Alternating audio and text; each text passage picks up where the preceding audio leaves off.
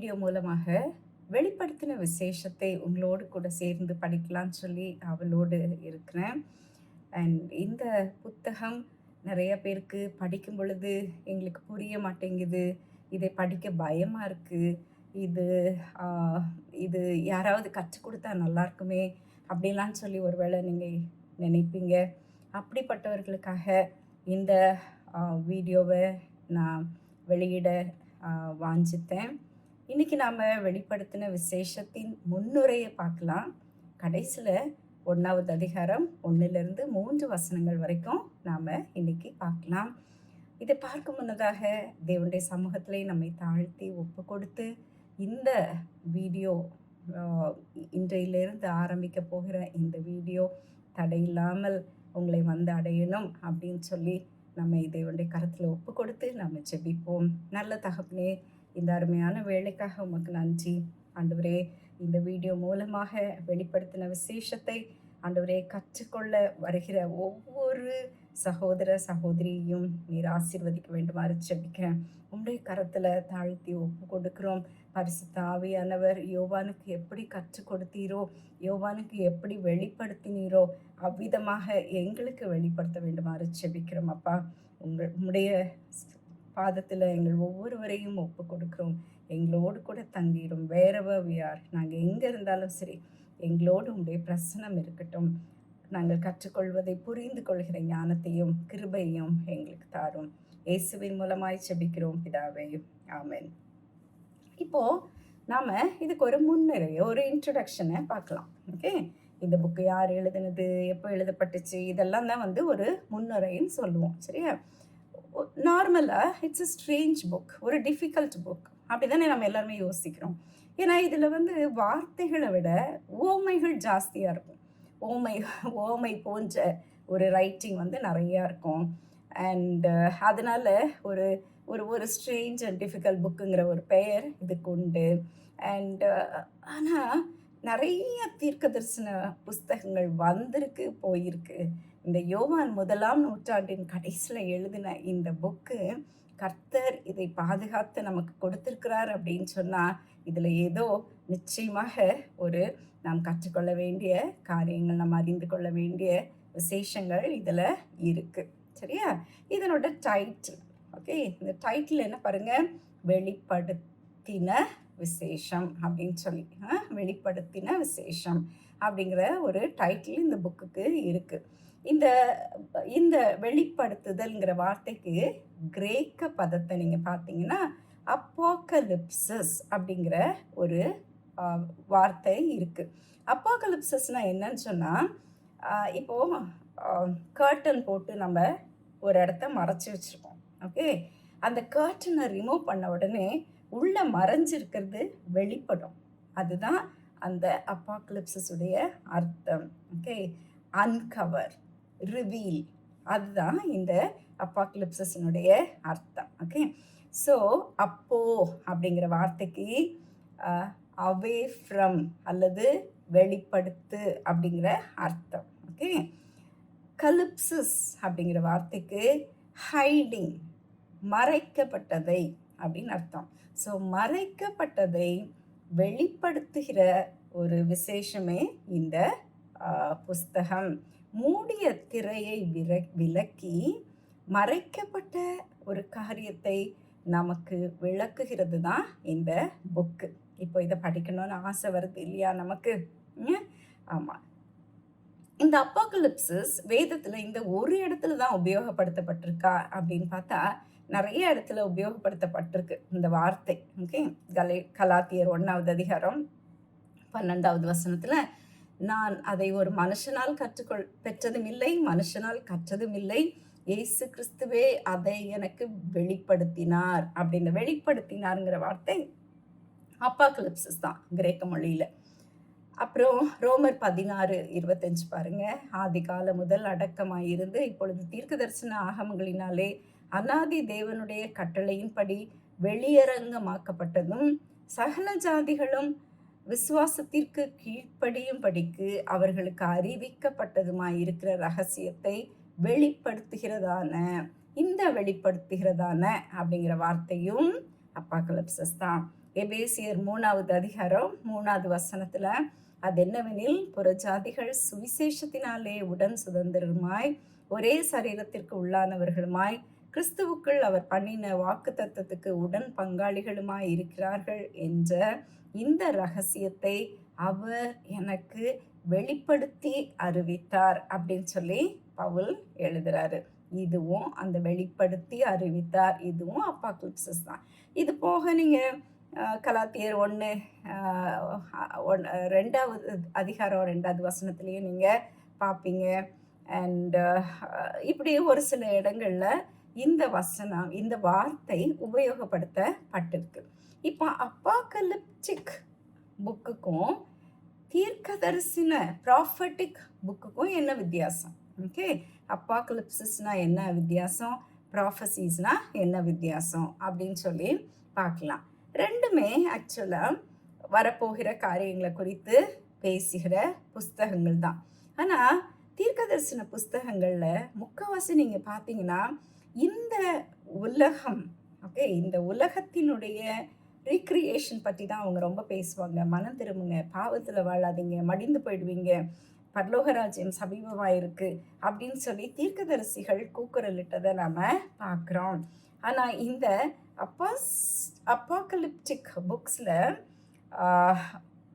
ஒரு new creation, இந்த பூமியினுடைய ப்ரெசண்ட் வேர்ல்டை பற்றி பேசலை, இது ஒரு புது கிரியேஷனை பற்றி நாம் பார்க்குற ஒரு காரியம். New world, the golden age, நமக்காக வரப்போகிற அந்த புதிய உலகத்தை குறித்த தீர்க்க தரிசனங்கள் அதிகமாக நிரம்பி இருக்கு. அதனால தான் இந்த வித்தியாசமான பெயர்கள் இந்த 2 கைண்ட் ஆஃப் ப்ராஃபசிஸ்க்கும் கொடுக்கப்பட்டிருக்கு. ஓகே, ஸோ இந்த லிட்ரேச்சர், அப்பாகலிப்டிக் லிட்ரேச்சருங்கிறது எதெல்லாம் டீல் பண்ணுது? முதல்ல sins of the present world, இந்த நிகழ்காலத்தில் நடந்துட்டுருக்கிற காரியங்கள், பாவமான இந்த உலகம். அடுத்தபடி நிகழ்காலத்துக்கும் எதிர்காலத்துக்கும் நடுவில் வரப்போகிற மிகப்பெரிய உபத்திரவத்தின் காலம். அப்புறம் கடைசியில் அதை தொடர்ந்து எதிர்காலத்தில் காத்திருக்கிற மிகப்பெரிய ஆசீர்வாதம். இவைகளை நமக்கு வெளிப்படுத்துகிறது தான் இந்த புக் ஆஃப் ரெவலேஷன். சரியா? இப்போ இது யார் எழுதுனது? ஆத்தர். ஓகே, நம்முடைய அப்போஸ்தலனாகிய யோவான் அப்படிங்கிறவர். நமக்கு நல்லா தெரியும், யோவான் ஒரு ஐ விட்னஸ், இயேசுசாமி கூட வாழ்ந்தவர், இயேசுசாமிக்கு பிரியமான ஒரு அப்போஸ்தலனாய் இருந்தவர். கடைசியில் இயேசுசாமி தன்னுடைய தாயாகிய மரியாளை யோவான் கிட்ட ஒப்படைக்கிறத நம்ம பார்த்துருக்குறோம். ஸோ இந்த அப்போஸ்தலனாகிய யோவான் தான் இந்த புத்தகத்தை எழுதுறாரு. கர்த்தர் யோவானை உபயோகப்படுத்தி நமக்கு 3 விதமான புக்கை வேதத்தில் கொடுத்துருக்கிறாரு. முதல்ல காஸ்பல் ஆஃப் ஜான், சுவிசேஷம், யோவான் சுவிசேஷத்தை எழுதினதும் இதே யோவான் தான். அப்புறம் 3 எபிசல்ஸ் ஆஃப் ஜான், யோவான் 1, யோவான் 2, யோவான் 3. ஓகே, அந்த கடிதங்களை எழுதினதும் நம்முடைய அப்போஸ்தலன் ஜான் தான்.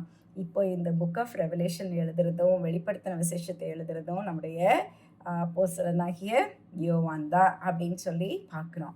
எந்த சமயத்தில் அவர் எழுதினார் அப்படின்னா, ஒரு 95வது வருடம் கிறிஸ்துவுக்கு பின்னால், AD 95ல் அவர் எழுதினார். அவர் இதை எழுதும் பொழுது பத்முங்கிற தீவில் அவர் எக்ஸைலில் இருந்தார். நாடு கடத்தப்பட்டு அவரை வச்சுருந்தாங்க.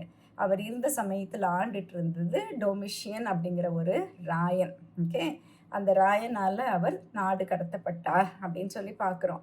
ஆனால் டொமிஷியன் 96ல் இறந்துட்டதுனால அவர் மறுபடியும் எபேசுக்கு திரும்பி வந்துடுறாரு.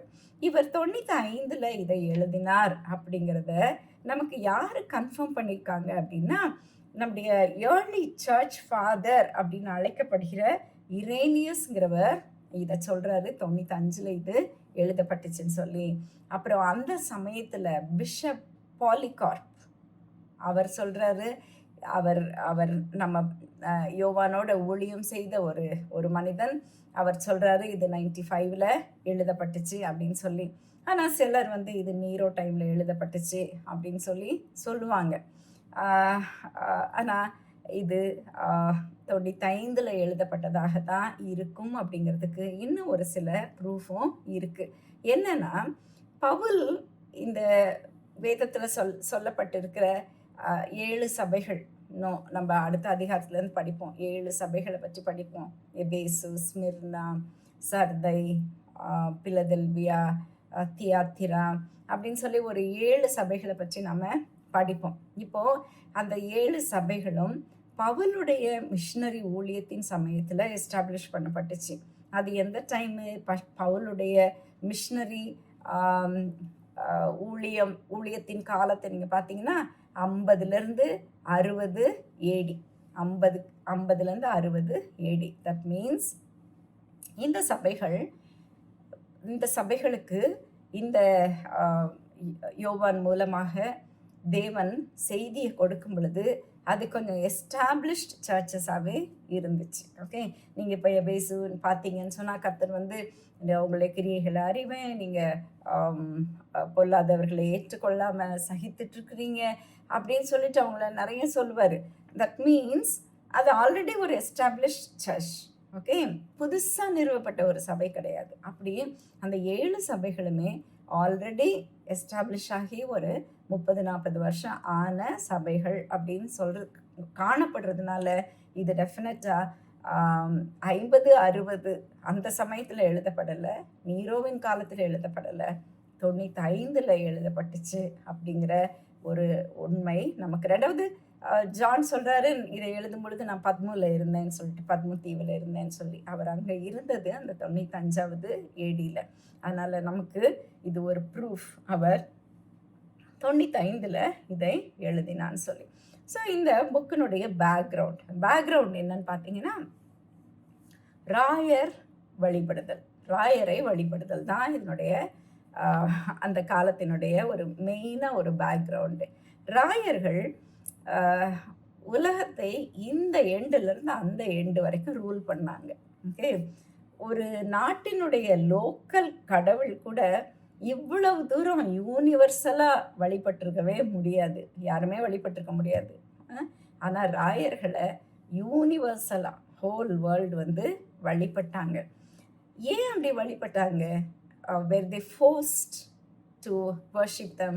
அவங்கள யாரும் ஃபோர்ஸ் பண்ணாங்களான்னு கேட்டால், நிச்சயமாக அஃப்கோர்ஸ் ஒரு சில ராயர்கள் கொஞ்சம் ரூடாக ஃபோர்ஸ் பண்ணாங்க.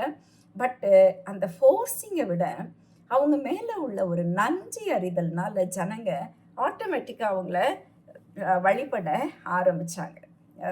எப்படின்னு பார்த்தீங்கன்னா, ராயர்களுடைய காலத்தில் நல்ல ரோடுகள் உலகம் முழுவதும் போடப்பட்டுச்சு, பாதுகாப்பு இருந்தது, தொழில் வளம் இருந்தது. நல்ல ரோடு, நல்ல பாதுகாப்பு இருக்கும் பொழுது பிஸ்னஸும் பெருகும், நல்ல தொழில் வளம் இருந்தது. அதனால் ஜனங்கள் சந்தோஷமாக செழிப்பாக இருந்தாங்க.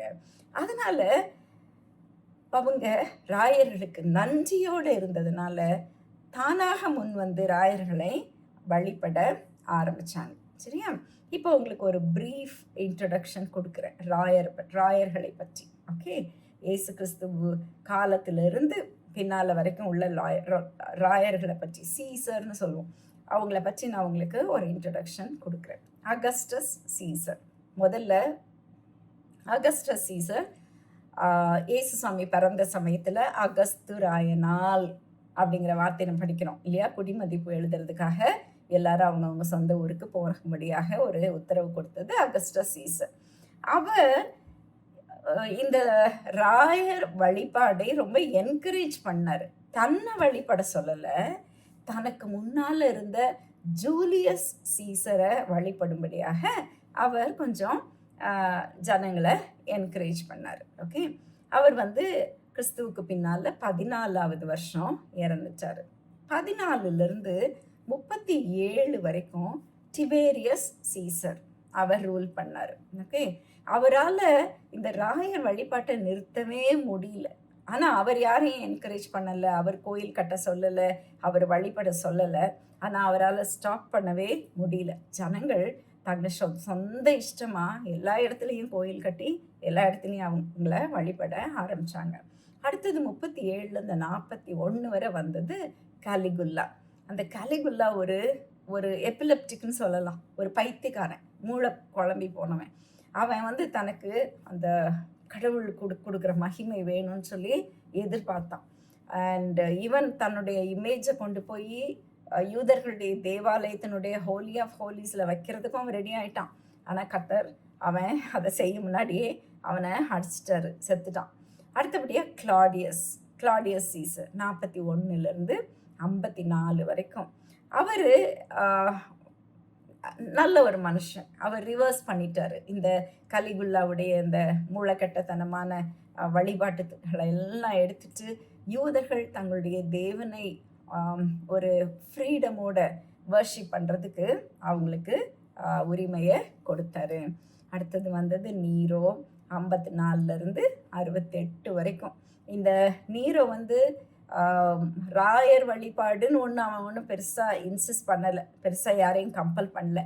ஆனால் கிறிஸ்தவர்களை கொடுமைப்படுத்தினதில் அவன் ரொம்ப ஃபேமஸ். ஓகே, ரோமை எரித்து விட்டுட்டு அதுக்கு காரணம் கிறிஸ்தவர்கள்னு பழிய போட்டு கிறிஸ்தவர்களை எவ்வளவு தூரம் கொடுமைப்படுத்த முடியுமோ அவ்வளோ தூரம் கொடுமைப்படுத்தினதை நம்ம அவனை பற்றி பார்க்குறோம். அடுத்தபடியாக வந்தவங்க நீரோவுக்கு அடுத்தபடியாக வாஸ்பியன். ஓகே, வாஸ்பியன் வந்து ஒரு வாஸ்பியனும் அதுக்கு பின்னால் வந்தது டைட்டஸும். வாஸ்பியன் 69 79 வரைக்கும், டைட்டஸ் வந்து 79 81 வரைக்கும் இருந்தாங்க. ஷார்ட் பீரியட் ரூல் பண்ணாங்க. பட் 2 பேருமே நல்ல ரூலர்ஸ். அவங்க எதையுமே ஜனங்கள் மேலே கம்பல் பண்ணலை, இந்த ராயர் வழிபாடெல்லாம் கம்பல் பண்ணவே இல்லை. நல்ல ரூலர்ஸ்ன்னு சொல்லலாம். But they rule for a very short time. அதுக்கப்புறம் டொமிஷியன் வந்து 81 96 வரைக்கும் ரூல் பண்ணார். ஆனால் ஒரு டெவில்னே சொல்லலாம். He was the worst of all. ஒரு cold blooded murderer. He persecuted and டிவினிட்டியை வந்து சீரியஸாக எடுத்துக்கிட்டு நான் தான் கடவுள் அப்படின்னு சொல்லிட்டு ஹீ டிமாண்டட் வர்ஷிப்பு. அண்ட் யூதர்கள் மேலேயும் கிறிஸ்தவர்கள் மேலேயும் எப்போ பாரு ஒரு வெறுப்பை காமிச்சாரு. அவங்களுக்குள்ளேயும் ஒரு வெறுப்பை தூண்டி விட்டார்.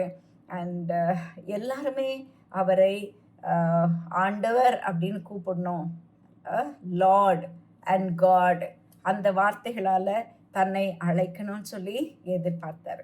இதுதான் இந்த புக் ஆஃப் ரெவலேஷனுடைய பேக்ரவுண்ட் அப்படின்னு சொல்லலாம்.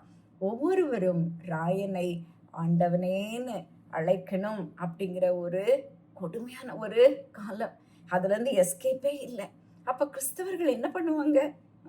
ராயனை ஆண்டவனேன்னு சொல்லி அழைக்கணும்னா கிறிஸ்தவர்கள் என்ன பண்ணுவாங்க? அவங்க ரொம்ப ஏழைகளாக இருந்தாங்க. அவங்களுக்கு எந்த செல்வாக்கும் இல்லை, அவங்களுக்காக பேசக்கூடிய யாருமே இல்லை, அவங்கக்கிட்ட எந்த அதிகாரமும் இல்லை, அவங்க பெருமை பாராட்டுற அளவுக்கு ஒன்றுமே இல்லை. ஓகே, அண்ட் இமேஜின் நீயும் நானும் அப்படிப்பட்ட ஒரு சூழ்நிலையில் இருப்போமானா நாம் என்ன செய்வோம்னு யோசித்து பாருங்கள். இன்கேஸ் நீ கிறிஸ்துவ அறிக்கை பண்ணணும்னா ஒருவேளை உன்னுடைய வேலை போகிற மாதிரி ஒரு சுச்சுவேஷன் இருக்குது அப்படின்னா நீ என்ன செய்வ? கிறிஸ்துவை அறிக்கை பண்ணுவியா அல்லது ராயனை அறிக்கை பண்ணுவியா? இன்னைக்கு நீ ஒருவேளை கிறிஸ்துவை அறிக்கை பண்ணுனா உன்னுடைய குடும்பத்தில் உனக்கு சொத்தே கொடுக்க மாட்டேன்னு சொல்லிடுறாங்க.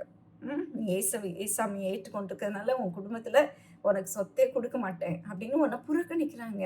அந்த மாதிரி டைமில் நீ யாரை அறிக்கை பண்ணுவ? ஏசுசாமி அறிக்கை பண்ணுவியா? ராயனை அறிக்கை பண்ணுவியா? இந்த ஒரு கொடுமையான காலத்தில் கிறிஸ்தவர்கள் வாழ்ந்துட்டு இருந்தாங்க. யோவான் அந்த ஒரு ட்ரெட்ஃபுல் சீசனையும் பார்த்தாரு, அவங்களுக்கு இனி வரப்போகிற உபத்திரவங்களையும் பார்த்தாரு. ஆனால் அதுக்கு எல்லாவற்றையும் தாண்டி அவங்க காணப்போகிற மகிமையையும் யோவான் பார்த்தார் அப்படின்னு சொல்லி நம்ம இங்கே பார்க்குறோம்.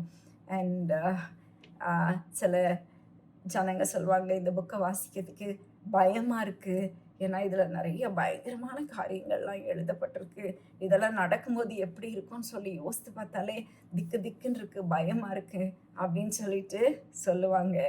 பட் இந்த புஸ்தகத்தில் எழுதப்பட்டிருக்கிற தீர்க்க தரிசனங்களை நாம் புரிந்து கொள்ளணும், தேவனுடைய பிள்ளைகளாகிய நாம் புரிந்து கொள்ளணும்னு சொல்லி கர்த்தர் விரும்புகிறார்.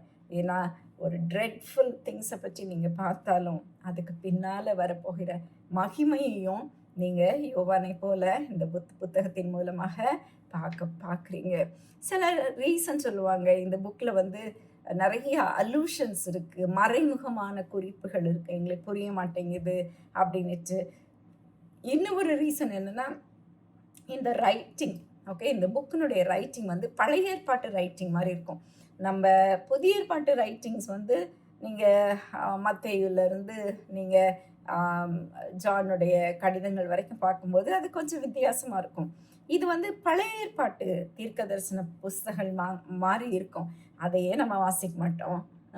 பழைய ஏற்பாட்டு புக்கெல்லாம் அவாய்ட் பண்ணிடுவோம், புதிய ஏற்பாட்டிலே வாசித்துட்டு இருப்போம். அப்போ நமக்கு எப்படி இது புரியும்? அதனால தான் நமக்கு இது புரியுறது இல்லை. ஓகே, பழைய ஏற்பாட்டில் ஆரம்பித்தவைகள் புதிய ஏற்பாட்டில் ரெவலேஷனில் முடியறத நாம் பார்க்கலாம். ஓகே, உதாரணமாக வானமும் பூமியும் பழைய ஏற்பாட்டில் ஆதியாகமத்தில் உருவாக்கப்பட்டுச்சு. அண்ட் இந்த ரெவலேஷனில் that comes to fulfilment of heaven and எர்த்ன்னு சொல்லி நம்ம பார்க்குறோம். அது இங்கே நிறைவேறி முடிஞ்சிருது. அதுக்கப்புறம் பழைய ஏற்பாட்டில் ஆதியாகமத்தில் பாவம் உலகத்துக்குள்ளே வந்ததை நம்ம படித்தோம். சாத்தான் சபிக்கப்பட்டதை நம்ம படித்தோம். அது எங்கே நிறைவேறுது? இந்த புக் ஆஃப் ரெவலேஷனில் நிறைவேறுது. பாவம் அழிஞ்சு போகுது. சாத்தான் என்ன பண்ணுறான்? சாத்தான் ஒரு முடிவுக்கு வருகிறத நாம் பார்க்குறோம். அதுக்கப்புறம் ஆதியாகமத்தில் சாத்தான் தம்முடைய பிள்ளைகளை, கர்த்தருடைய பிள்ளைகளை இந்த பூமியில் மிகவும் தொந்தரவு கொடுத்துட்டு அலைஞ்சிட்டு இருந்தான். புக் ஆஃப் ரெவலேஷன் சாத்தானை கட்டி ஆண்டவர் அதில் பாதாளத்தில் தள்ளுறத நாம் பார்க்க முடியுது. அண்ட் ஆதியாகமத்தில் நம்ம வந்து we see the tree of life மறைந்து போகிறத நம்ம பார்க்குறோம். இல்லை, ஜீவ விருட்சம் இருந்துச்சு, ஆனால் ஆதாமுடைய பாவத்தினால அதை கர்த்தர் எடுத்துட்டாரு. அதே ஜீவ விருட்சம் இப்போ தேவனுடைய தோட்டமாகிய பரதேசத்தில் அது இருக்கிறத நம்ம 22வது அதிகாரம் 3வது வசனத்தில் பார்க்க போகிறோம். அண்ட் ஆதியாகமத்தில் தான் முதல்ல மரணம் வருது. மரணங்கிறது முதல்ல அந்த இடத்துல தான் வருது. ஆனால் ரெவலேஷனில் அது அழிஞ்சு போயிடுது. Death shall be no more அப்படின்னு பார்க்குறோம். கண்ணீர் இல்லை, துக்கம் இல்லை, மரணம் இல்லை, இது எல்லாமே அழிந்து போகிற ஒரு காலத்தை நாம் இந்த ரெவலேஷனில் பார்க்கணும். ஆதியாகமத்தில் ஒரு இரட்சகர் நமக்காக கொடுக்கப்படுவார் அப்படிங்கிற ஒரு தீர்க்க தரிசனம் இருக்குது.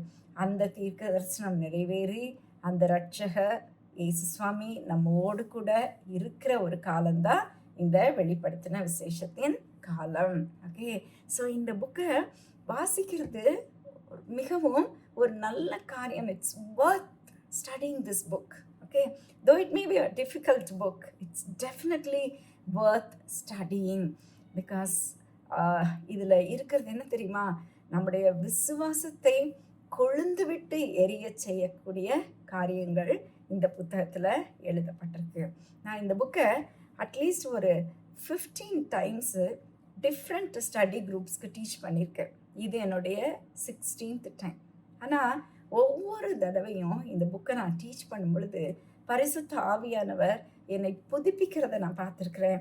புதிய லெசன்ஸை நான் எத்தனையோ தடவை டீச் பண்ணிட்டேன், இது எனக்கு தெரியும் அப்படின்னு சொல்லி இல்லாமல் ஒவ்வொரு தடவையும் கர்த்தர் எனக்கு புதிய காரியங்களை டீச் பண்ணுறத நாம் பார்த்துருக்குறேன். இந்த முறையும் உங்களோடு கூட சேர்ந்து படிக்கும் பொழுது அந்த ஆசீர்வாதம் எனக்கு கிடைக்கும்னு சொல்லி நான் விரும்புகிறேன். ஆக்சுவலாக இந்த புத்தகத்தை நான் டீச் பண்ணுறது அலட்சியமாக பண்ணல, மிகுந்த பயத்தோடு தான் பண்ணுறேன். ஏன்னா 22வது அதிகாரத்தில் 18-19 வசனங்கள் இருக்குது. அந்த 2 வசனங்களும் ஒரு பெரிய வார்னிங் கொடுக்குது. என்ன வார்னிங் தெரியுமா? இந்த புஸ்தகத்தில் உள்ள தீர்க்கதரிசன வசனங்களை கேட்கிற யாவருக்கும் நான் சாட்சியாக எச்சரிக்கிறதாவது, ஒருவன் இவைகளோடு எதையாகிலும் கூட்டினால் இந்த புஸ்தகத்தில் எழுதியிருக்கிற வாதைகளை தேவன் அவன் மேல் கூட்டுவான். ஒருவன் இந்த தீர்க்க தரிசன புஸ்தகத்தின் வசனங்களிலிருந்து எதையாகிலும் எடுத்து போட்டால் ஜீவ புஸ்தகத்திலிருந்தும் பரிசுத்த நகரத்திலிருந்தும் இந்த புஸ்தகத்தில் எழுதப்பட்டவைகளிலிருந்தும் அவனுடைய பங்கை தேவன் எடுத்து போடுவார். என்ன ஒரு எச்சரிக்கை பாருங்க! இது யாருக்கு? இந்த தீர்க்க தரிசன வசனங்களை கேட்கிற யாவருக்கும் நான் சாட்சியாக எச்சரிக்கிறது அப்படின்னு சொல்லிட்டு கர்த்தர் ஒரு எச்சரிக்கையை கொடுக்கிறாரு. அப்போ இது எவ்வளவு தூரம் ஒரு பயபக்தியோட டீச் பண்ண வேண்டிய ஒரு வேத புஸ்தகம் அப்படின்னு சொல்லி உங்களுக்கு தெரியும். ஆனால் இந்த எச்சரிக்கைக்கு மத்தியிலையும் இந்த புக்கை டீச் பண்ணணும் அப்படிங்கிற ஒரு முடிவை நான் எடுத்து இதை செய்கிறதுக்கு காரணம் என்னன்னா, அதே 22வது அதிகாரம் 10வது வசனம் சொல்லுது, பின்னும் அவர் என்னை நோக்கி இந்த புஸ்தகத்தில் உள்ள தீர்க்க தரிசன வசனங்களை முத்திரை போட வேண்டாம், காலம் சமீபமாயிருக்கிறதுன்னு சொல்றத பார்க்குறோம். இந்த வார்த்தைகளை மறைத்து வைக்க வேண்டாம், முடிந்த அளவுக்கு இதை டீச் பண்ணுங்க அப்படின்னு சொல்லி ஆண்டவர் கொடுக்குற கட்டளையையும் பார்த்து அதற்கு கீழ்ப்படிந்து தான் இந்த புக்கை நான் டீச் பண்ணிட்டு இருக்கிறேன். ஓகே, இப்போ நம்ம முதலாவது அதிகாரத்தை எடுக்கலாம். முதலாவது அதிகாரத்தில் 1லேருந்து 3 வசனம் மாத்திரம்தான் நாம் பார்க்க போகிறோம். அது என்ன சொல்லுதுன்னு சொன்னால், இந்த ரெவலேஷன் ஒரு மனிதனுடைய வெளிப்படுத்துதல் இல்லை, தேவனாகிய கர்த்தர் வெளிப்படுத்துகிறதுன்னு சொல்லி நமக்கு காட்டுது. பாருங்க, முதலாவது வசனம் என்ன சொல்லுது? சீக்கிரத்தில் சம்பவிக்க வேண்டியவைகளை தம்முடைய ஊழியக்காரருக்கு காண்பிக்கும் பொருட்டு தேவன் இயேசு கிறிஸ்துவுக்கு ஒப்புவித்ததும் இவர் தம்முடைய தூதனை அனுப்பி தம்முடைய ஊழியக்காரனாகிய யோவானுக்கு வெளிப்படுத்தினதுமான விசேஷம். அப்போ இந்த ரெவலேஷன் எங்கேருந்து வருது? தேவன் கொடுக்கிறாரு. யாருக்கு வருது? இயேசு கிறிஸ்துவுக்கு. ஓகே, இயேசு கிறிஸ்து என்ன பண்றாரு? தன்னுடைய தூதனை அனுப்பி யோவானுக்கு வெளிப்படுத்துகிறார். ஓகே, அந்த யோவான் என்ன பண்றாரு? நாம இதை அறிந்து கொள்ளணும்னு சொல்லி இதை ரெக்கார்ட் பண்றாரு. அப்படியாக தான் இது நம்முடைய கரத்துல கிடைச்சிருக்கிறத நாம பார்க்குறோம். அப்புறம் அடுத்தது பாருங்க, இயேசு சுவாமி ஆக்சுவலா சொன்னாரு, என்னுடைய போதனைகள் எதுவுமே, என்னுடைய டீச்சிங்ஸ் எதுவுமே என்னுடையவைகள் அல்ல, என்னை அனுப்பின பிதாவினுடையதுன்னு சொல்லி இயேசு சுவாமியே நமக்கு சொல்லியிருக்கிறாரு. ஓகே, அப்போ இது தேவன் இயேசு கிறிஸ்துவுக்கு ஒப்புவித்ததும், இயேசு கிறிஸ்து யாருடைய போதனைகளை நமக்கு கொடுக்குறாரு? தம்முடைய பிதாவாகிய தேவனுடைய போதனைகளை என்ன பண்ணுறாரு? தம்முடைய தூதனை அனுப்பி யோவானுக்கு வெளிப்படுத்துகிறார். யோவான் நமக்காக எழுதி வைக்கிற ஒரு விசேஷம் சொல்லி நாம் பார்க்குறோம். சரியா? கர்த்தர் இந்த காரியங்களை நமக்கு வெளிப்படுத்துறதுக்காக ஒரு மனிதனை கண்டுபிடிக்க வேண்டியது இருந்துச்சு. அதுதான் இந்த யோவான். இன்னைக்கும் தம்முடைய ஊழியத்தை பூமியில் நிறைவேற்றுறதுக்கு தேவன் மனிதர்களை உபயோகப்படுத்த வேண்டியது இருக்கு. அவருக்காக பேச, அவருக்காக நடக்க, அவருக்காக கிரியை செய்ய நாம் அவருக்கு தேவைப்படுகிறோம். தம்முடைய ஊழியக்காரருக்கு அப்படிங்கிற வார்த்தை பாருங்க, டூலாஸ் அப்படிங்கிற கிரேக்க வார்த்தை இதுக்கு உபயோகப்படுத்தப்பட்டிருக்கு. இந்த வார்த்தையை வேதத்தில் உள்ள நிறைய men of the Bible, okay, நிறைய ஹீரோஸ் ஆஃப் த பைபிள் எல்லாமே இந்த வார்த்தையை தங்களுக்கு உபயோகப்படுத்துகிறாங்க. ஆபிரகாம் தன்னை தேவனுடைய ஊழியக்காரர்னு சொல்கிறாரு. யாக்கோபு, யோசுவா, மோசே எல்லாருமே they consider themselves as his servants. Okay, அந்த சர்வன்ட்ங்கிற வார்த்தை டூலாஸ். டூலாஸ்னா அடிமைகள். தங்களை கிறிஸ்துவுக்காக அடிமைகளாக எல்லா பெரிய ஊழியக்காரரும் கன்சிடர் பண்ணுறதை பார்க்குறோம். ஸோ இங்கே தம்முடைய ஊழியக்காரருக்கு கர்த்தர் இந்த செய்தியை கொடுக்கறத நாம் பார்க்குறோம். அதுக்கப்புறம் இதில் என்ன எழுதப்பட்டிருக்குன்னா, ஒரு அருமையான ஒரு ஆசீர்வாதம். ஓகே, இவன் யாரு? யோவான் தேவனுடைய வசனத்தை குறித்தும் இயேசு கிறிஸ்துவை பற்றிய சாட்சியை குறித்தும் தான் கண்ட யாவற்றையும் சாட்சியாக அறிவித்திருக்கிறான். யோவான் இதை ஒரு வார்த்தை விடாம தான் கேட்டதும் கண்டதும் கரெக்டாக நமக்காக ரெக்கார்ட் பண்ணியிருக்கிறாருங்கிறதையும் தேவன் ஒரு சர்டிஃபிகேட்டாக இங்கே கொடுக்கறத நம்ம பார்க்குறோம். கடைசி வசனம், 3வது வசனம், இந்த தீர்க்க தரிசன வசனங்களை வாசிக்கிறவனும் கேட்கிறவர்களும் இதில் எழுதியிருக்கிறவைகளை கை கொள்கிறவர்களும் பாக்கியவான்கள், காலம் சமீபமாய் இருக்கிறது. பாருங்க, பிளஸட், பாக்கியவான்கள். ஓகே, மலை பிரசங்கத்தில் இயேசு சுவாமி நிறைய பாக்கியவான்களை பற்றி சொன்னார். ஓகே, அண்ட் ஆவியில் எளிமை உள்ளவர்கள் பாக்கியவான்கள் அப்படின்னு சொல்லி ஆரம்பித்து அவர் நிறைய பாக்கியவான்கள், அதுதான் பியாட்டிடியூட்ஸ் அப்படின்னு நம்ம சொல்லுவோம். ஆசீர்வாதங்கள், பாக்கியவான்கள் அப்படின்னு சொல்லப்பட்டிருக்கிற ஒரு பகுதி. இங்கே 7 பியாட்டிடியூட்ஸ் இருக்கு. ரெவலேஷன்ஸ்ல 7 பியாட்டிடியூட்ஸ் இருக்கு. 7 ஆசீர்வாதங்கள் கொடுக்கப்பட்டிருக்கு. 7ன்னு சொல்லும் பொழுது ஒரு கம்ப்ளீட் நம்பர். ஓகே, 7 சொன்னாலே ஒரு பரிபூரணம், கம்ப்ளீட்னஸை இது காட்டுது. ஓகே, அண்ட் கர்த்தர் தம்முடைய பெரிய கிரியையை கம்ப்ளீட் பண்ணி அவருடைய ராஜ்யத்துக்குள்ள நம்மை வழி நடத்துகிற ஒரு காரியத்தை நம்ம பார்க்க போகிறோம். இது 7 ஆசீர்வாதங்களாக இங்கே குறிக்கப்பட்டிருக்கு. 7ங்கிற வார்த்தை இந்த வெளிப்படுத்தின விசேஷத்தில் நிறைய இடத்துல வரும். 7 முத்திரைகள், 7 எக்காலங்கள், 7 வாதைகள், 7 நட்சத்திரங்கள், அப்புறம் 7 குத்து விளக்குகள் அப்படின்னு படிச்சுட்டே இருப்போம். 7 7 7 நிறைய படிச்சுட்டே இருப்போம். 7ன்னு சொன்னாலே ஒரு முழுமை, ஒரு பரிபூரணம், ஒரு கம்ப்ளீட்னஸ், இதை தான் அந்த 7ங்கிறது காட்டுது. ஓகே, இப்போ 7 ஆசீர்வாதங்கள். ஓகே, இதுதான் ஃபர்ஸ்ட். இந்த 3வது வசனம் தான் முதல் ஆசீர்வாதம். Okay, the first blessed. Okay, பியாட்டிடியூட்னு சொல்லலாம், முதலாவது. அடுத்தாப்புல 14வது அதிகாரம் 13வது வசனத்தில் இருக்கு. 16வது அதிகாரம் 15வது வசனத்தில் இருக்கு. அண்ட் 19வது அதிகாரம் 9வது வசனத்தில் இருக்கு. 20வது அதிகாரம் 6வது வசனத்தில் இருக்கு. அண்ட் 22வது அதிகாரம் 7வது வசனம், 14வது வசனங்கள்ல இருக்கு. இந்த பிளஸ்ட் அப்படிங்கிற வார்த்தையை பாருங்க, பாக்கியவான்கள் அப்படிங்கிற வார்த்தையில இதுல ஒரு 3-fold blessings இருக்கு. 3 மடங்கான ஆசீர்வாதம் இங்கே குறிக்கப்பட்டிருக்கு. யார் யாருக்கு இந்த ஆசீர்வாதம் கிடைக்குது? இந்த வசனங்களை வாசிக்கிறவன், the man or woman who reads these words. அந்த காலத்தில் இந்த கடிதங்கள் எழுதப்பட்டப்போ சாலை வழியாக ஒவ்வொரு திருச்சபைக்காக எடுத்துகிட்டு போகப்பட்டுச்சு.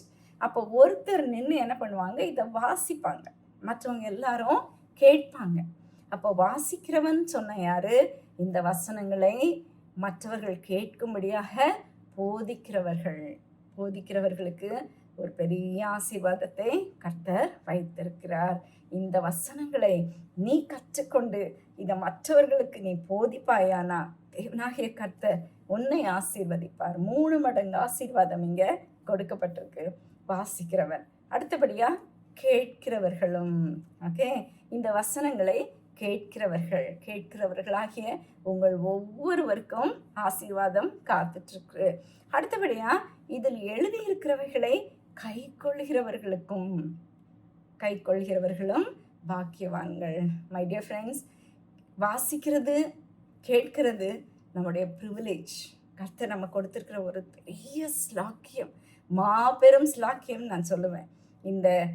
இந்த தீர்க்க தரிசனம், உலகத்தின் முடிவு எப்படி இருக்க போகுது, அவரை விசுவாசிக்கிற நமக்கு என்ன நடக்க போகுது, இதெல்லாம் நாம் அறிந்து கொள்ள தேவன் இந்த ஒரு மிகப்பெரிய ஸ்லாக்கியத்தை நம்ம கொடுத்திருக்கிறாரு. ஆனால் இதில் எழுதியிருக்கிறவைகளை கை கொள்கிறவர்களுக்கு ஆசீர்வாதம் இருக்கு. கை கொள்கிறவர்கள்னா யாரு? இந்த வசனங்களை கேட்டு விட்டுறாம அதன்படி நடக்கிற ஒரு பொறுப்பை ஏற்றுக்கொள்கிறவர்களுக்கு. So the first 2 our privilege. Okay, நமக்கு கொடுத்திருக்கிற ஸ்லாக்கியம். Okay, the third one is our responsibility. இந்த வார்த்தைகளை கேட்கறது மாத்திரம் இல்லை, வாசிக்கிறது மாத்திரம் இல்லை, கேட்கறது மாத்திரம் இல்லை, இதில் எழுதி இருக்கிறவைகளை கை கொள்ளணும். It is your responsibility. So இந்த 3 காரியங்களை செய்கிறவர்களுக்கு கர்த்தர் என்ன பண்ணுறாரு? ஒரு பெரிய ஆசீர்வாதத்தை கொடுக்கிறார். ஓகே, நீங்கள் பாக்கியவான்கள்னு சொல்கிறாரு. அண்ட் காலம் சமீபமாய் இருக்கிறது. இதை டிலே பண்ண வேண்டாம், இதை வாசிங்க, கேளுங்க, இதில் எழுதியிருக்கிறவைகளை கை கொள்ளுங்க. அப்போ நீங்கள் இந்த 3 மடங்கு ஆசீர்வாதம் உங்களுக்காக உரித்ததாக இருக்கும் அப்படின்னு சொல்லி நாம் பார்க்குறோம். நம்ம இந்த வாரம் இதனுடைய முன்னுரையை பார்த்துருக்கோம். இந்த 3 வசனங்கள் மூலமாக கர்த்தர் நம்ம கொடுக்க போகிற ஆசீர்வாதத்தையும் நம்ம பார்த்துட்டோம். தேவனுடைய வார்த்தைகளை வாசிக்க, அதை கேட்க, அதை கை கொள்ள நீ ஆயத்தமா இருப்பாயானா தொடர்ந்து இந்த வீடியோஸ் மூலமாக வருகிற இந்த இந்த பைபிள் ஸ்டடியில் நீங்கள் பார்ட்டிசிபேட் பண்ணுங்கள். தேவன் உங்களுக்காக ஒரு பெரிய ஆசீர்வாதத்தை வைத்திருக்கிறார். கடினமான புஸ்தகம் அப்படின்னு சொல்லி நீங்கள் நினைக்கக்கூடிய இந்த புக்கு உங்கள் வாழ்க்கையை மாற்றப் போகுது. உங்களுக்கு மிகப்பெரிய ஒரு ஆசீர்வாதத்தை கொண்டு வரப்போகுது. தொடர்ந்து இதை நீங்கள் பார்ட்டிசிபேட் பண்ணி தொடர்ந்து இதை என்னோடு கூட சேர்ந்து படிக்க வாங்க. கர்த்தர் தாமே உங்களை ஒவ்வொருவரையும் ஆசீர்வதிப்பார். விசேஷமாக இந்த புத்தகத்தை வாசிக்கிறவங்களுக்கு ஆசீர்வாதம், கேட்கிறவங்களுக்கு ஆசீர்வாதம், இதை கை கொள்ளுகிற உங்களுக்கும் பெரிய ஆசீர்வாதம் காத்திருக்குது. தேவன் இந்த வார்த்தைகள் மூலமாக உங்கள் ஒவ்வொருவரையும் ஆசீர்வதிப்பாராக. ஆமென்.